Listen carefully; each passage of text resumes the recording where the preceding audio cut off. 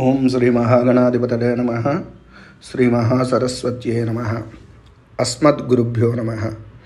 భవమంత్ర ఛానల్లో ఈ రోజున మా సాధకులలో ఒక సాధకుడు ఆయన చెప్పిన విషయాన్ని నేను ఆధారభూతంగా చేసుకుని ఒక రక్షణాత్మకమైన మంత్రాన్ని పెడతాను. అయితే ఈ సాధనలు చేస్తున్న వారు అనుభూతులు పొందినవారు, అనుభవం పొందినవారు కొంతమంది ఫోన్ చేసి చెప్పారు నాకు.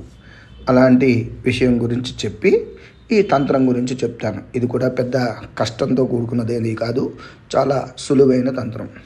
ఇంతకుముందు నేను వీడియోలో పెట్టినటువంటి తంత్ర సిద్ధికర మంత్రము, అదే తంత్ర యంత్ర సిద్ధికర మంత్రాన్ని పెట్టినప్పుడు ఒక ఆయన నేను పెట్టిన రోజు కాకుండా ఆ మరణాడు ఆ సాధన చేశారు. చేసినటువంటి వారికి కొన్ని గంటలలోనే వారికి ఒక శుభ పరిణామం కలిగింది. వారు ఉదయాన్నే నాకు ఫోన్ చేసి మాట్లాడదాం అనుకున్నారు. నేను అన్యత్రా వేరే కార్యక్రమాల్లో ఉండడం చేత వారి యొక్క ఫోనుని నేను స్వీకరించలేకపోయాను. అప్పుడు వారితో మాట్లాడలేకపోయాను.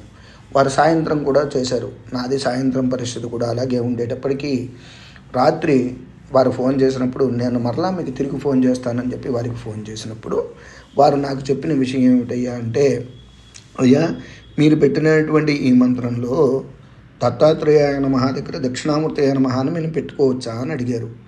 ఇవి ఋషిప్రోక్తమైన మంత్రాలు కాబట్టి మనం ఏమీ మార్చడానికి అవకాశం లేదు, యథావిధిగా చేయండి అని చెప్పి, దత్తప్రభువు త్రిగుణాత్మకుడు, బ్రహ్మ విష్ణు మహేశ్వరుల ముగ్గురు స్వరూపం కాబట్టి మీరు ఏ స్వరూపాన్ని భావించి జపం చేస్తే ఆ ఫలితం కలుగుతుంది అని చెప్పాను. వారికి పూర్వజన్మ సుకృతం ఉండడం చేత, ఆ దత్తప్రభువు అనుగ్రహం ఎక్కడో ఉండడం చేత వారికి ఆ జపం చేసిన కొన్ని గంటలలోనే ఫలితం కలిగింది. అలాగే మనకు పూర్వజన్మ వాసనలు, పూర్వజన్మ సంబంధించినటువంటి సాధనలు కనుక ఏవైనా ఉంటే ఇట్టే ఫలిస్తాయి అన్నమాట. ఇలాగ వారికి మళ్ళీ చేసినటువంటి కొన్ని గంటల్లోనే వాటి యొక్క ఫలితాలు కనిపిస్తాయి. అలాగని ఎవరి నమ్మకము, ఎవరి విశ్వాసమును బట్టి వారు ఎంత ప్రగాఢంగా ఉంటుందో వారి యొక్క ఫలితములు కూడా అలాగే కలుగుతాయి. ఇంతకుముందు చింతామణి గణపతి సాధన చేసినటువంటి 4-5 ఫోన్ చేసి చెప్పారు, మీరు చెప్పినటువంటి చింతామణి గణపతి మంత్రము చేసిన తర్వాత మాకు కొన్ని ఆర్థికపరమైనటువంటి బాధలు తొలగడానికి మార్గములు సుగమమైనవి అని చెప్పి వారు నాకు తెలియజేయడం జరిగింది. చాలా ఆనందము, ధన్యవాదాలు. వారికి ఈ మంత్రానుష్ఠానం చేసుకోమని అనుజ్ఞ ఇచ్చినటువంటి గురువులకి, పరమేశ్వరుడికి, ఈ మంత్రాన్ని పలికించినటువంటి నా గురుపాదులకి నేను సదా రుణపడి ఉంటాను. ఆ ఈశ్వరుడు వారి యొక్క గురువుల యొక్క పరంపర అనుగ్రహం చేత వారికి శుభ ఫలితాలు కలగాలని కోరుకుంటాను. అయితే ఇక వీడియో గురించి ఇంకా ఇలాంటి అనుభవాలు చెప్పుకుంటూ వెళ్తే పెద్దదవుతుంది కాబట్టి నేను ఇతరత్ర విషయాల్లోకి, అనవసరమైన విషయాల గురించి మాట్లాడదలుచుకోలేదు. నేను మాట్లాడను. ఏదైనా మాట్లాడేది ఉంటే వారు భగవంతుడే వారికి సమాధానం చెప్తాడు.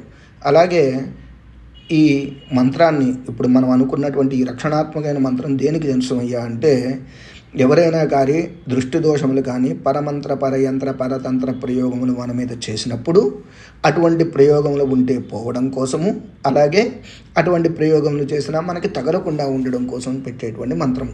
దీనికి పెద్ద విధానం ఏమీ లేదు. ఒక బ్రహ్మదేవుని యొక్క పటం ఒకటి తెచ్చుకొని ఆవు నెయ్యితో దీపారాధన చేసి బ్రహ్మదేవుడి పటానికి ధూపదీప నైవేద్యాలు సమర్పించండి. ఒకవేళ బ్రహ్మదేవుడి పటం లేదనుకోండి, మీ ఇంట్లో ఉండేటువంటి గురువుకో ఈశ్వరుడికో పూజ చేయండి. ఈ పేర్కొనబోయేటువంటి మంత్రాన్ని రోజుకి 108 సార్లు చొప్పున ఇలా జపం చేస్తూ ఉంటే 21 రోజులు ఈ మంత్రం పనిచేస్తుంది. ఈ మంత్రం సిద్ధించాక ఏ తాంత్రిక ప్రయోగాలు మేమేదో చేసినా వాటి నుండి మిమ్మల్ని కొంతవరకు రక్షిస్తూ, ఈ మంత్రోపాసన చేసేవారిని ఈ మంత్రం సదా రక్షిస్తూ ఉంటుంది. కాబట్టి ఇటువంటి రక్షణాత్మక మంత్రాన్ని అందరూ కూడా ఉపాసించి శుభ ఫలితములు పొందవచ్చును. 21 రోజులైన తర్వాత 21 మార్లు జపం చేస్తూ ఉంటే కనుక వారికి సమస్త శుభ ఫలితములు కలుగుతాయి. ఈ మంత్రానికి నివేదనలు అంటే మీకు యథాసంభవంగా ఉన్నటువంటి నివేదనలు పెట్టచ్చు. వస్త్రములు తెల్ల రంగు వస్త్రములు ధరిస్తే శుభం. మంత్రం చెప్తున్నాను. ఓం పరమాత్మనే పరబ్రహ్మ మమ శరీరే పాహి పాహి కురు స్వాహ. ఈ మంత్రాన్ని అనుష్ఠిస్తే శుభ ఫలితాలు కలుగుతాయి. అలాగే మంత్రానుష్ఠానం చేయడానికి స్త్రీ పురుష లింగ భేదములు వర్ణ విచక్షణలు ఎక్కడా లేవు. ఎవరైనా సరే ఒక మంచి గురువు దొరికితే అందరూ కూడా మంత్రములను ఉపాసించవచ్చు. ఉపాసించడం వల్ల శుభ ఫలితాలు కలుగుతాయి. నేను ఇందులో చెప్తున్నటువంటి మంత్రములు పురుషులకే అని చాలామంది భావిస్తున్నారు. స్త్రీమూర్తులు కాదు. ఈ మంత్రములు స్త్రీమూర్తులు కూడా చేయొచ్చు. కానీ స్త్రీమూర్తులు చేసేటప్పుడు ప్రణమం లేకుండా ఈ మంత్రాన్ని చేస్తే శుభ ఫలితములు కలుగుతాయి. అలాగే ఈ మంత్రాన్ని ఎవరు అనుష్ఠించాలనుకున్నా, ఎటువంటి మంత్రములు చేయాలనుకున్నా ఒక మంచి గురువుని పొంది గురువు ద్వారా మంత్రోపదేశమును స్వీకరించి చేస్తే ఇంకా ఎక్కువ ఫలితములు కలుగుతాయి. ఈ విషయాన్ని గమనించండి. శుభం.